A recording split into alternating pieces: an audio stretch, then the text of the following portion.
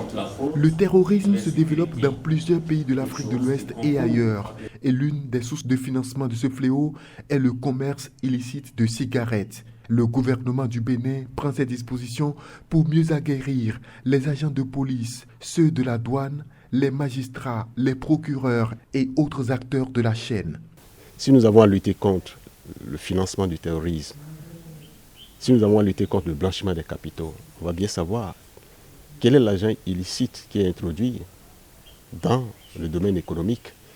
Et vous savez, aujourd'hui, c'est à une échelle vraiment d'envergure que ces produits illicites sont introduits dans la chaîne économique. Le commerce illicite de la cigarette prend de l'ampleur et les conséquences sont déjà visibles dans certains pays de l'Afrique tels que le Mali, le Burkina Faso et plusieurs autres. Au-delà de la protection sanitaire, le Bénin renforce la protection sécuritaire.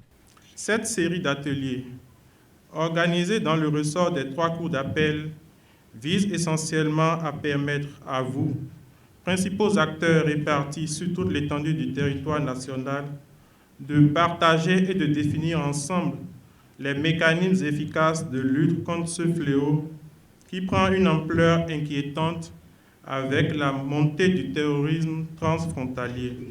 Comment établir la coopération dans la lutte avec d'autres pays de l'Afrique de l'Ouest? Quelles sont les réglementations en vigueur au Bénin et dans les autres pays? Et comment réussir efficacement la lutte? Autant de questions abordées au cours de cet atelier de 2 jours à Boycon.